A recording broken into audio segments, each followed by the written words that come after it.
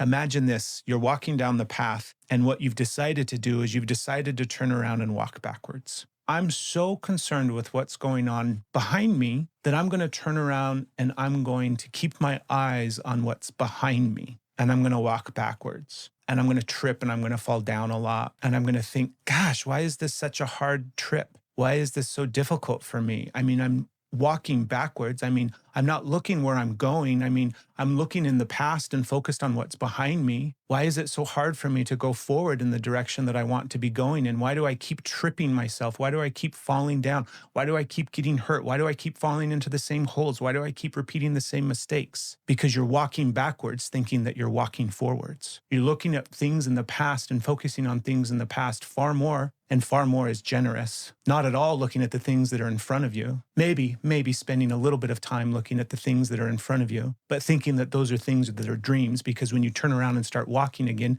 mind you, backwards, you don't see any of those things that you saw when you were facing forwards. When you're facing forward, going towards the things that you want, it's easy because there's nothing in your way. You don't have everything that's behind you. Not only that, you can see where you're going now. You can see where you're going to trip. You can see the hole that you fell in last time. You can see the dangers and the mistakes because you've learned. But when you turn around and you start walking backwards, that's when you trip yourself up. That's when you're in your way. That's what's blocking your spiritual path, is you're too busy walking backwards. And what's behind you is important enough. This is the trick here. You think, well, if I don't walk backwards and if I don't pay attention to what's behind me, then when I turn around, it's going to be there.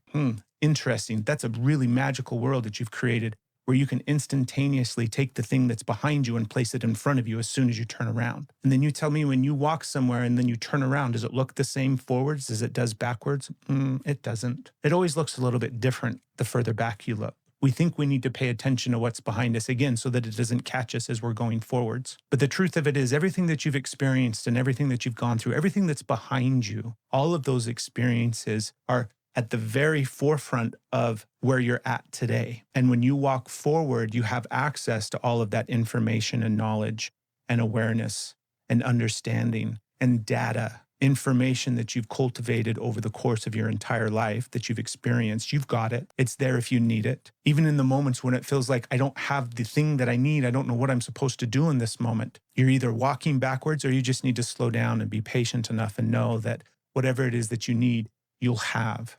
Because all that lived experience and all that memory and all that data and all of that trauma and all of that pain and all of that stuff that you've lived through and experienced has shaped and molded who you are at this present moment, activated right here, right now spot. And if you turn around and you walk forward down the path that you're supposed to be walking down, and the way that you know that you're supposed to be walking down that path is because it's the path that you're on. If you just walk forward, things get a lot easier. If you keep turning around and looking behind you and thinking that you need to be more focused on what's back there rather than what's up there, then things are going to get hard for you. If you keep tripping yourself up by looking backwards, it's going to continue to get hard.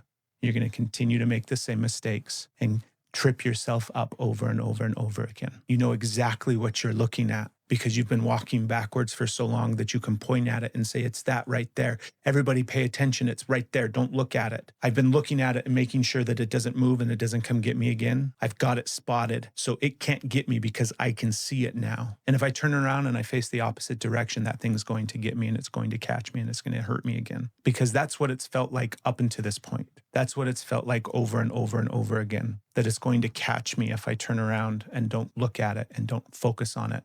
Even if it's something that I don't really want to look at and I don't really want to focus on. It's a catch-22 in a sense. This thing that hurts me so bad, I can't stop looking at it because I'm turned around pointing at it so that it doesn't hurt me anymore. And if I turn around and I just keep going in the opposite direction, by the way, away from the thing. If you're out hiking in nature and you come across a dangerous animal, a bear, a snake, let's stick with a snake. If there's a snake on the path, are you supposed to just stop and look and point at it and not move, even if it starts coming towards you? Or are you supposed to identify it and then keep walking away from it in the opposite direction? There's a part of you that can't let go of the resentment because there's a part of you that is still missing the love that they had prior to that moment or that experience or that person. All the pain that they experienced, that part still needs love and validation, but you don't have to do that work by looking back. You don't actually get to that spot by turning around and looking behind you. The part of you that needs love needs you to look forward. The part of you that needs the hole filled inside needs you to be forward facing, going forward. That's the only way you're going to get to that spot. So you have to find a way to let go of the resentment. And if you can't, then you have to find a way to love yourself through it. You have to love yourself more than the resentment, more than what that person did to you. You have to let go of any idea of, I was wrong, I deserved this, and know that that happened in the past. It's not going to happen again. I can look forward now and I can move forward.